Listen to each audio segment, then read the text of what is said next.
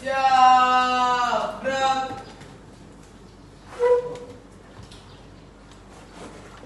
Sebelum belajar, marilah kita berdoa. Berdoa dimulai.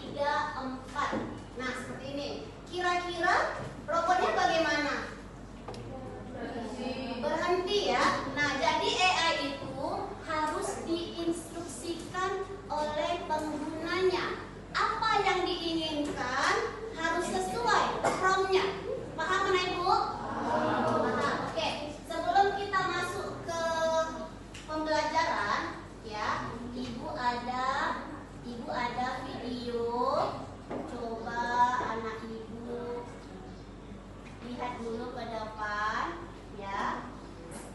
Oke, kira-kira ini videonya tentang apa?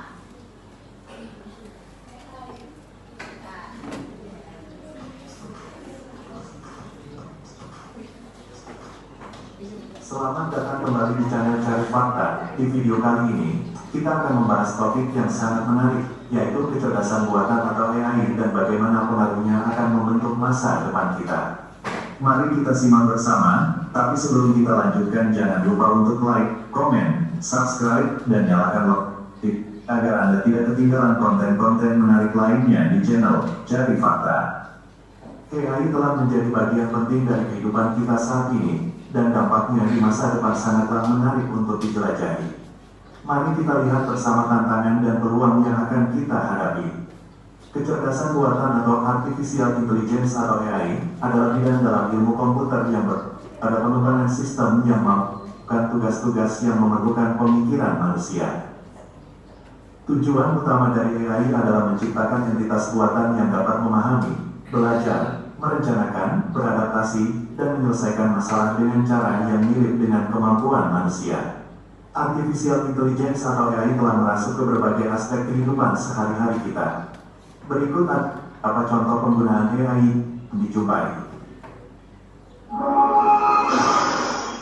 Asisten suara seperti Siri, milik Apple, Alexa, milik Amazon, Google Assistant, milik Google, dan Cortana, milik Microsoft, menggunakan AI untuk merespons perintah suara, memberikan informasi, mengatur jadwal, memutar musik, dan bahkan mengendalikan perangkat pintar.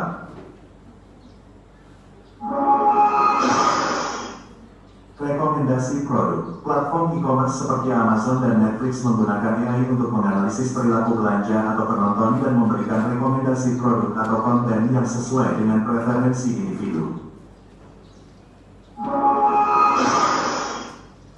Mobil mandiri. Industri otomotif menggunakan AI, bahkan mobil dapat mengemudi tanpa pengemudi manusia.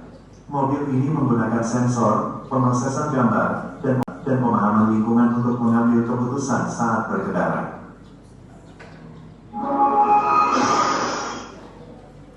Pengenalan wajah. Aplikasi pengenalan wajah di smartphone, pengamanan gedung, dan bandara menggunakan AI untuk mengidentifikasi individu berdasarkan ciri-ciri wajah.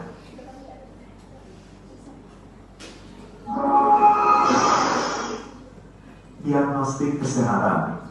AI digunakan dalam bidang medis untuk menganalisis gambar medis seperti sinar X dan MRI, membantu dokter dalam mendiagnosis penyakit atau kondisi medis. Ini hanya sebagian contoh penggunaan AI dalam sehari-hari. Teknologi AI terus berkembang dan diterapkan dalam berbagai bidang untuk meningkatkan efisiensi, kenyamanan, dan kualitas hidup kita.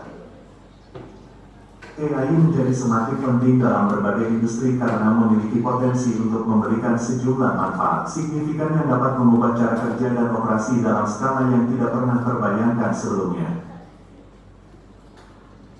Kombinasi dari manfaat ini membuat AI menjadi alat yang kuat dalam mengatasi tantangan bisnis dan industri modern, serta mendorong inovasi dan pertumbuhan yang berkelanjutan.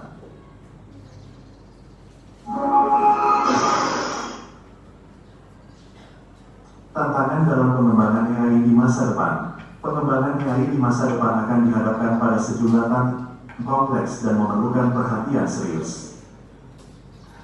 Beberapa tantangan utama meliputi keterbatasan teknologi saat ini. Meskipun kemajuan teknologi AI telah signifikan, masih banyak keterbatasan dalam hal kemampuan pemahaman, konteks, dan generalisasi yang dimiliki oleh sistem AI. AI yang lebih canggih, seperti AI kuat yang memiliki pemahaman larang yang lebih mirip manusia, masih merupakan tantangan besar. Sudah dilihat videonya, Nak Ibu? Itu adalah salah satu contoh apa, Nak? Contoh teknologi? Coba sebutkan teknologi bidang kesehatan. Apa tadi yang kamu lihat? MRI, ya? MRI. Apa lagi yang kamu lihat tadi? X-ray. Kemudian teknologi apa yang kamu lihat?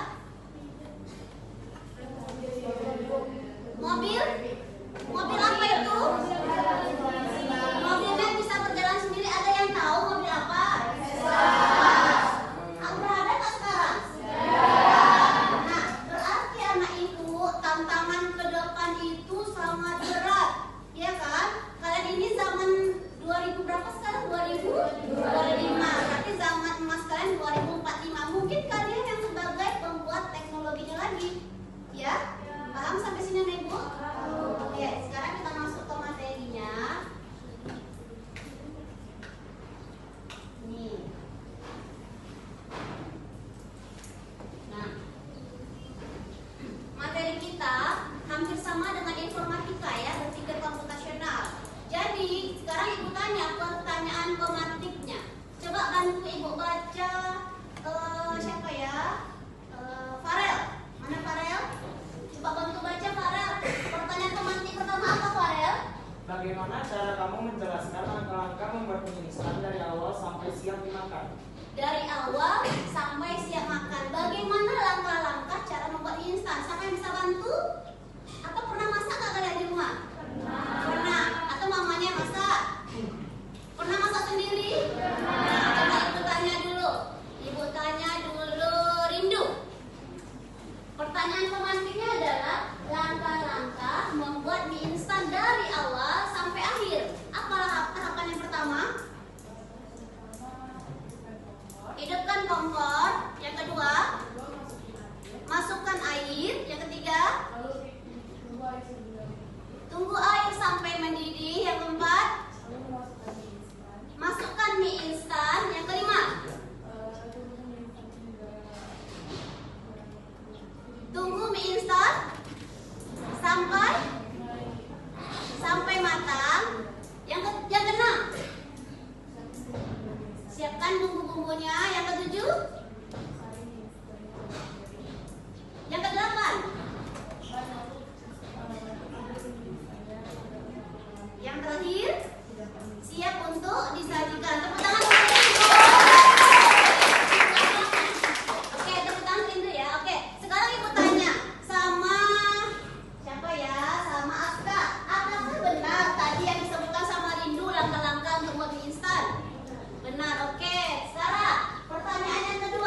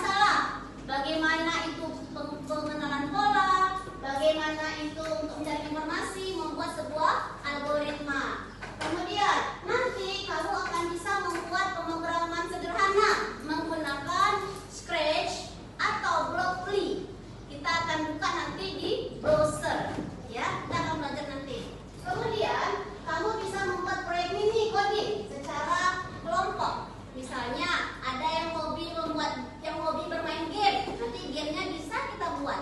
Kamu mau game nanti seperti apa? Apakah bola mengatur ke atas, ada halaman bintangnya, bisa. Tapi dengan syarat kamu harus tahu langkah-langkah penyelesaiannya, ya, menggunakan algoritma. Oke? Paham sampai sini, Nak? Paham. Oke. Berikutnya, nah ini. Tadi Ibu ada tanya, apa itu coding? Coding itu apa? Coba baca sama-sama, coding itu apa? Proses menulis instruksi dalam bahasa pemrograman pada komputer dapat memahami dan menjalankan tugas-tugas tertentu seperti membuat aplikasi, situs web, atau bahkan sistem kecerdasan buatan AI. Jadi coding itu sebuah pemrograman, ya, sebuah pemrograman. Kamu ingin buat sistem, ini programnya mau diapain? Nah, nanti kita rancang sebuah programnya. Untuk SMP sampai situ aja dulu, merancang sebuah sistem sederhana. Oke, Nak? Oke. Sekarang kecerdasan artifisial, coba bantu baca sama-sama, Nak.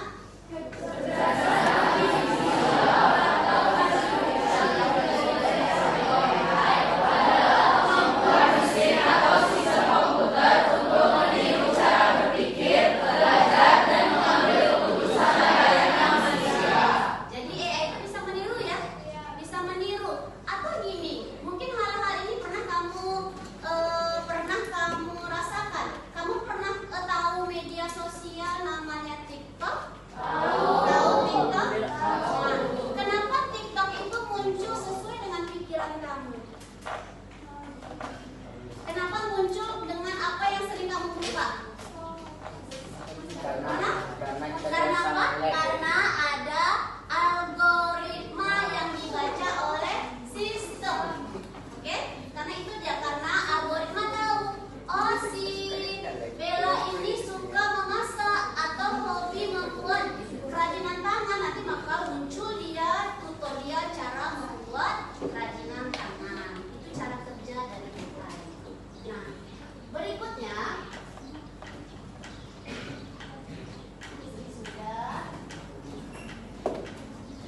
Nah, ada 4 tahapan dalam berpikir komputasional. Apa yang pertama, Nak? Komposisi, Yang kedua? abstraksi, Yang ketiga? pengenalan pola, Yang keempat? algoritma.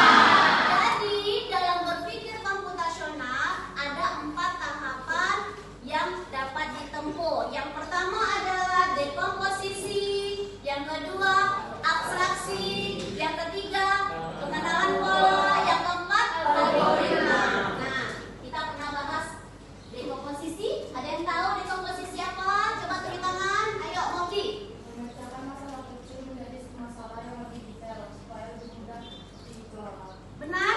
Nah, menyelesaikan masalah besar menjadi masalah yang kecil sehingga mudah dicerna. Seperti yang tadi si Fatir bisa menjelaskan, kita membuat daftar tiket, bagaimana cara membaginya supaya adil, bisa digunakan pola dekomposisi. Yang kedua, abstraksi. Coba saya bantu jawab. Misal, ayo misal. Pemfokusan kepada hal yang penting saja. Fokus pada hal yang penting saja. Kalau kamu ke depan, yang sekarang kamu perhatikan apa, Nak? Layarnya kah? Proyektornya kah? Atau Pak Presiden di atas? Mana yang kita pikirkan?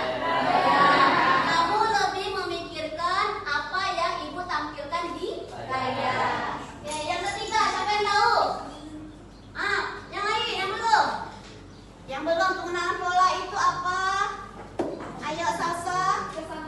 Mencari kesamaan pola, bahkan perbedaan bentuk pola dan keteraturan dalam data. Mencari kesamaan pola supaya datanya teratur. Misalnya, Salsa ini pergi sekolah selalu pukul 6 pagi. Setiap hari dia melakukan pola yang sama. Pergi jam 6 pagi, pulang jam 4 sore, maka polanya selalu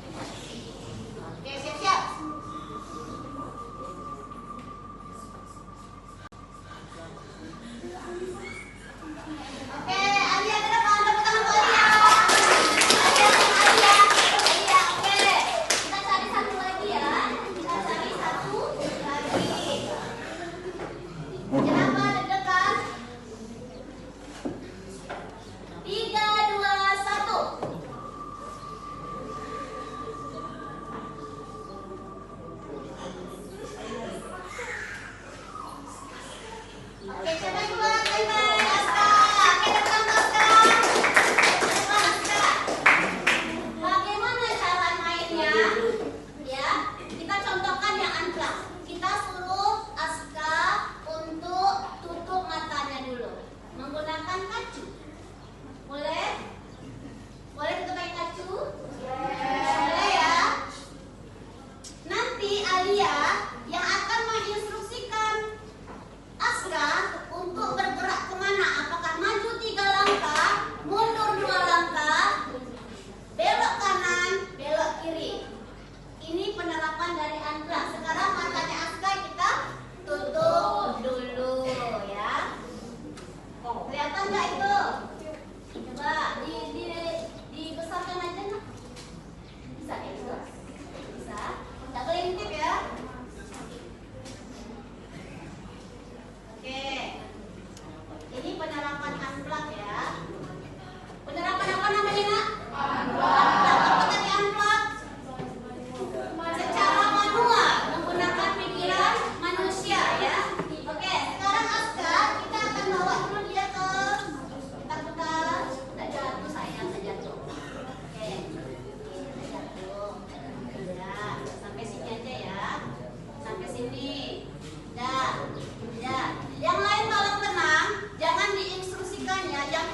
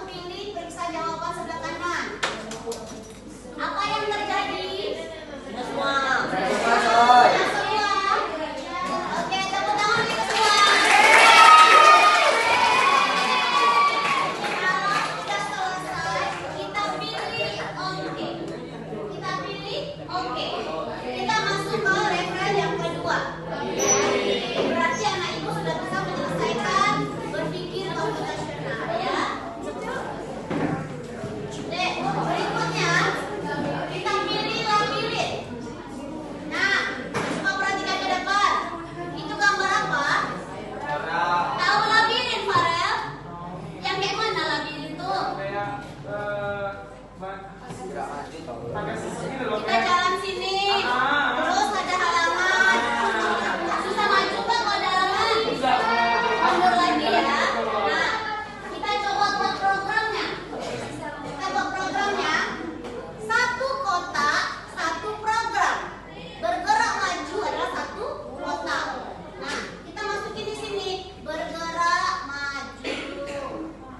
Oke, apa lagi setelah itu? Sampai nggak dia langsung ke tempatnya? Kira-kira sudah sampai? Coba kalau sudah kita jalankan programnya. Apa yang terjadi? Selesai, Bu. Sampai? Oke, tepuk tangan semua dulu. Coba level 2 kamu selesaikan. Level 2 kamu selesaikan.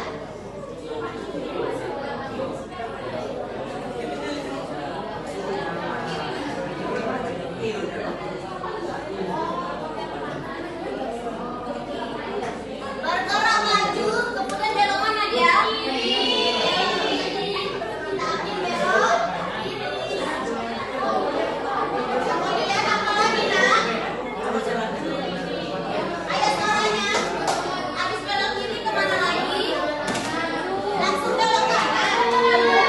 Maju dulu ya, maju dulu, maju dulu.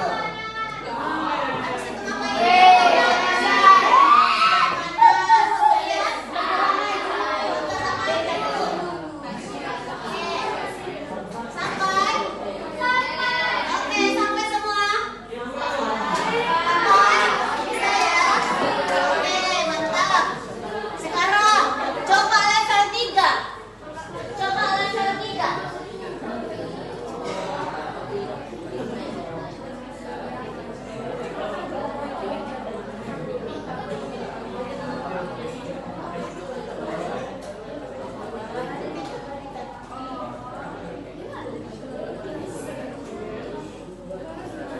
Coba perhatikan ke depan, anak ibu, kelas 8 DM. Perhatikan ke depan. Di sini ada programnya. Dia kan maju ke depan ya. Maju ke depan. Jalannya lurus.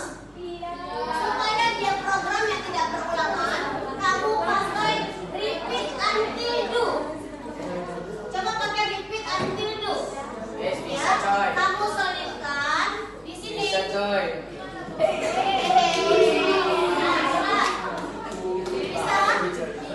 Coba dijalankan programnya. Lanjut ya. Lanjut level berikutnya, lanjut. Coba bergerak maju. Dan apa lagi? Belok kiri. Kemudian apa lagi nak? Bergerak maju. Belok kanan.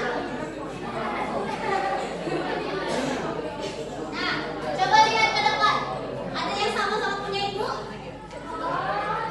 Beloknya kan ulang-ulang ya. Bagaimana caranya?